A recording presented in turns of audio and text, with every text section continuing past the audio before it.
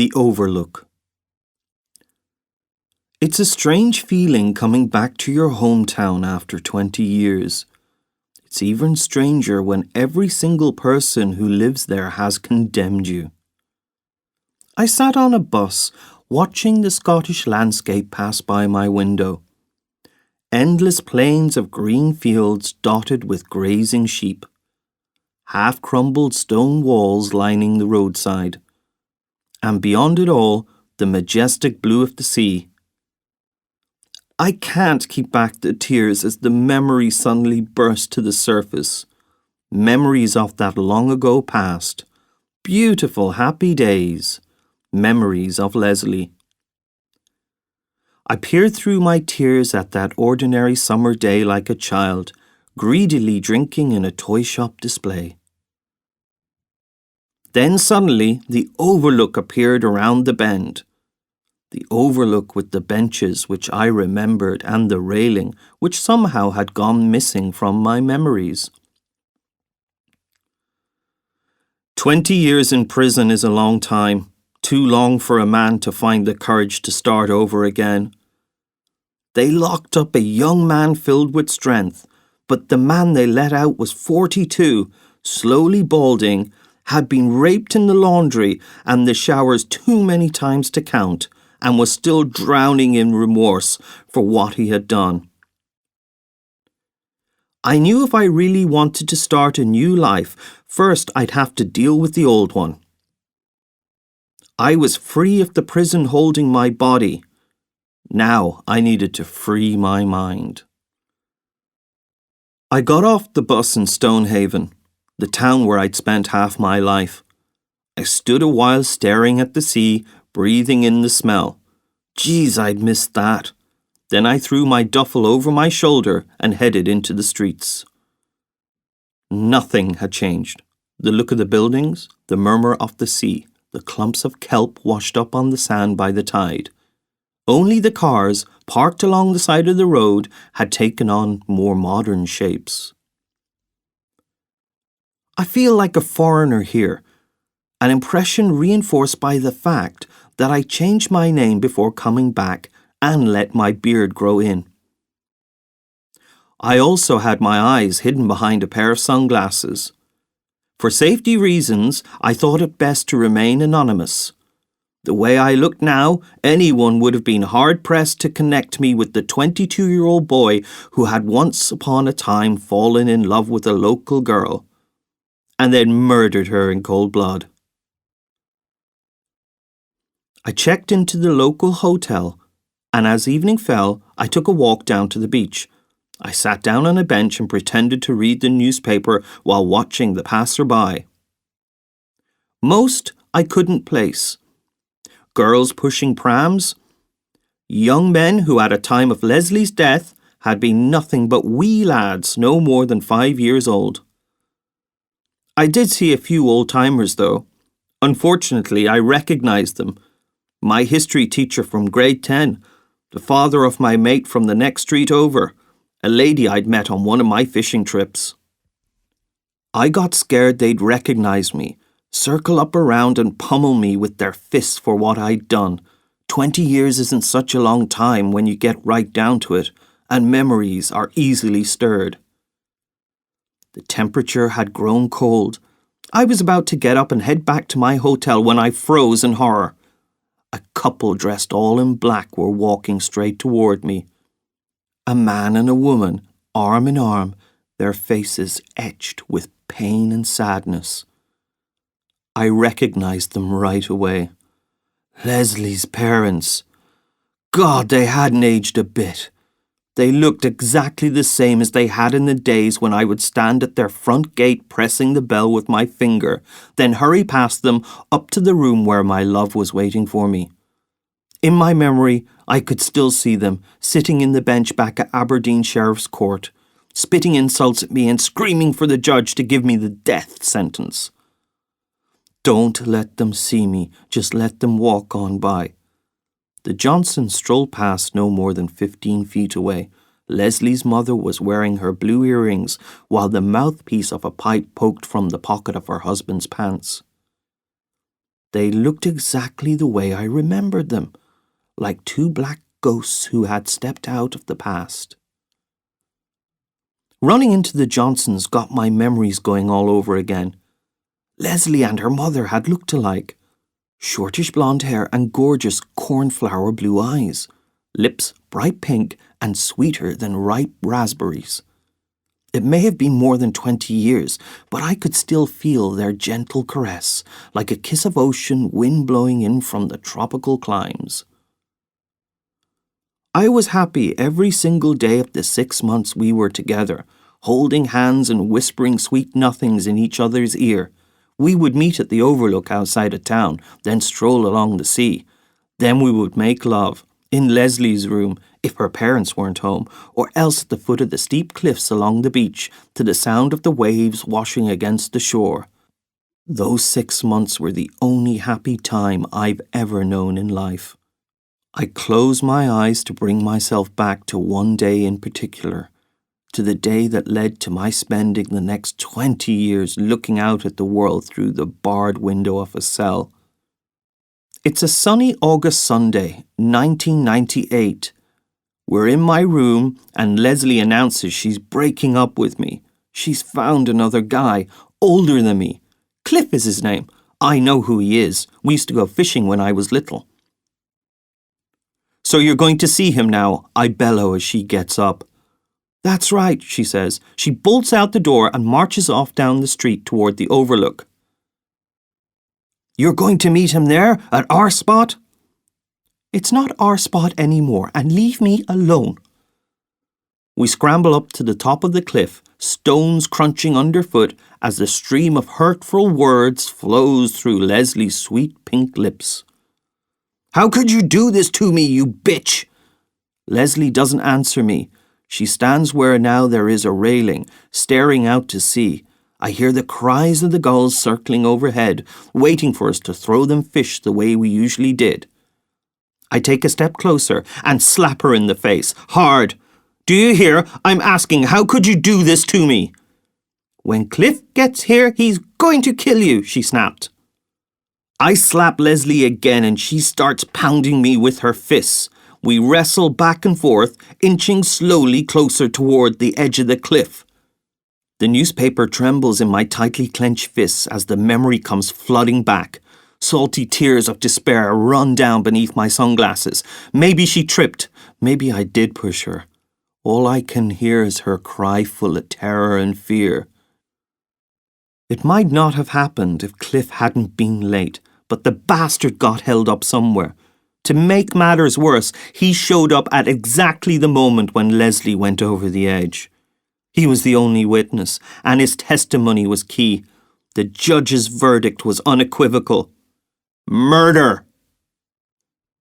I lie in my hotel room wondering if it was a good idea to come home after all. Being in Stonehaven only makes my nightmares and anxiety worse, but I need absolution, and I don't know where else to find it. Not surprisingly, I couldn't fall asleep, so at 11 o'clock I got dressed and went out again. I walked along the quayside listening to the sea. For 20 years, the only place I'd been allowed to walk was a small cramped yard hemmed in by tall walls. I could only take 10 steps in each direction, and I never heard the sea. On my way back, my legs, operating by memory, carried me to the home where I had grown up. A sign hung on the fence. For sale. I knew my father had died long ago. He had never visited me in prison, and the last words he said to me were, "I hope you burn in hell!" I wondered if he thought of me before he died, or if he had forgiven me. It was probably around midnight when I turned into the street where Leslie used to live. Hunching my shoulders against the chill, I ambled toward the low stone house with the blue shutters taking in the painfully familiar features. Garden hedge. Then stopped in my tracks. Peeking out from the untrimmed bushes was the tall metal frame of a bench swing. Leslie and I had spent hours sitting there, dreaming up plans. I spotted the outlines of two figures moving about inside the living room windows. Leslie's parents. As Leslie's mum cleared the mugs from the table in front of the telly, Mr. Johnson went to the window to draw the curtains. I silently prayed for him to recognize me and come outside, to step out the door holding a piece of wood with nails sticking out of it and club me to death right here on the street. I wouldn't have fought back, I swear. I didn't deserve anything but death. Leslie had been their only child, their most precious flower, and I had plucked it and destroyed it. It had been a long time since I stopped blaming Leslie and Cliff for her betrayal. It had been a long time since I'd stopped lying to myself that the whole thing at the Overlook was just an accident. It was no accident. I had wanted Leslie to fall off the cliff, only for a split second, but still, it was split seconds like that that decided our fate in life, wasn't it? For the next few days, I fought the urge to get out of Stonehaven. Psychologically, I was getting worse. Finally, it sank in that if I wanted to free my mind, I had to talk to somebody, to reassure myself that people had forgiven me and didn't hate me anymore. Reaching out was harder than I'd expected, though. I couldn't shake the feeling that I was like a mouse in a room full of cats, licking their whiskers in anticipation as they waited for me to emerge from my hole. My feelings of hopelessness and despair grew and grew until one afternoon I took off my sunglasses and looked my two most eager executioners in the face. Mr. and Mrs. Johnson, I wanted to apologize. I wanted them to see with their very own eyes that this sad, skinny wreck of a man couldn't go on and was begging their forgiveness. The front door creaked open and Mr. Johnson appeared. He walked out to the gate and let me in, staring at the ground. I told him who I was. I was expecting curses and a punch in the face. Instead, he invited me in. As we entered the kitchen, Mrs. Johnson was pouring coffee. The kitchen cabinets hadn't changed at all, nor had the chairs, the table, and the clock on the wall, now showing 4:30. I glanced up toward the staircase, momentarily hoping to hear the steps of my beloved, to see her bobbing hair and cornflower blue eyes one more time as she bounded down from the last step to give me a hug as soon as she could. "Nothing is the same anymore," Mrs. Johnson sobbed. She was dressed in black again, as was her husband, sitting alongside her. He held her comfortingly in his arms. I stood there a long time, shoulders stooped, head bowed, confessing my remorse. With each word, each tear, the agonizing burden of my guilt bit by bit fell away. I cleansed myself like a Hindu bathing in the Ganges.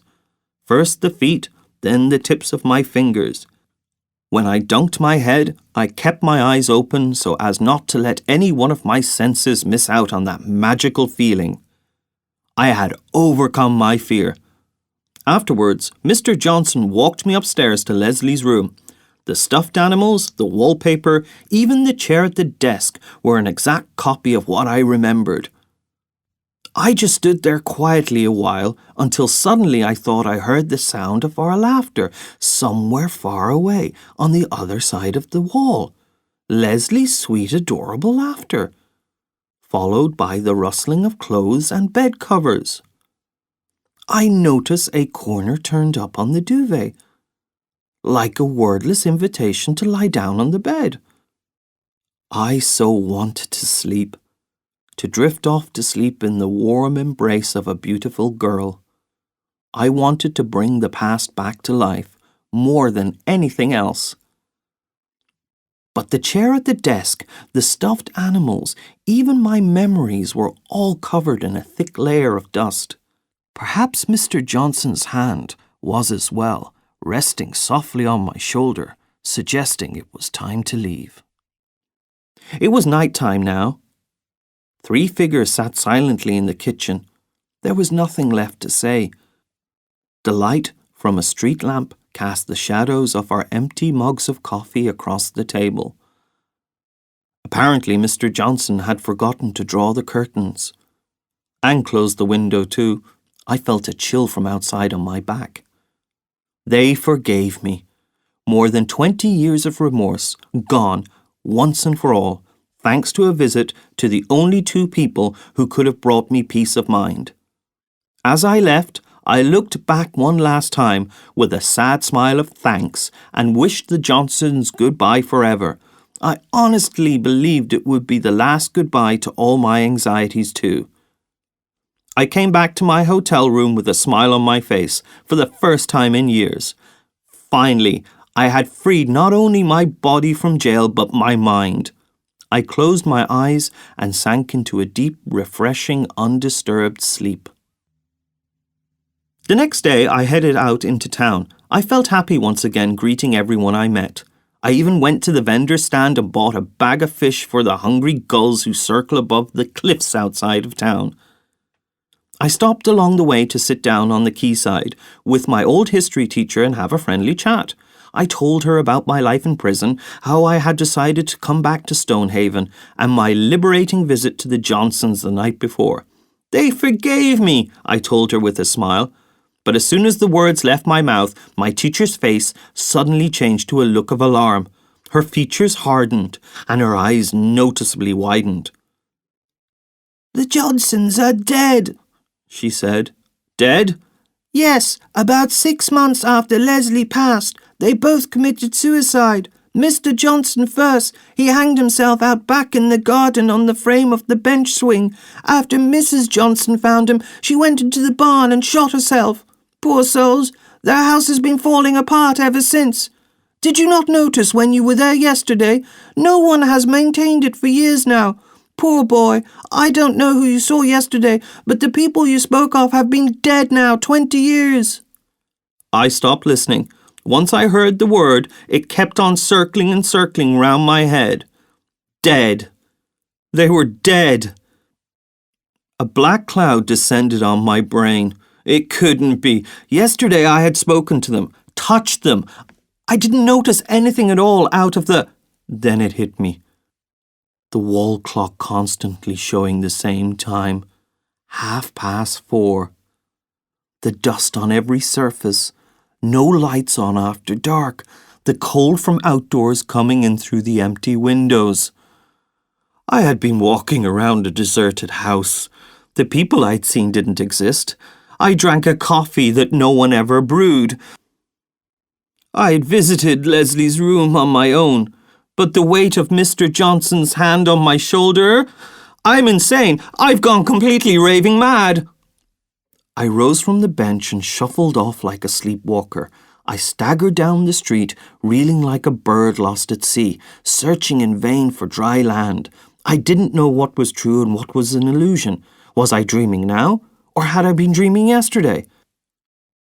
There was only one way to find out. There was only one way to free myself now. I went to the Overlook outside of town and climbed over the railing. I tossed the bag of fish in the air and watched it flutter down, then disappear among the rocks washed by the sea. "Leslie, my love, forgive me," I whispered softly. Then I just gave a smile, and with indescribable relief, I launched myself off the edge.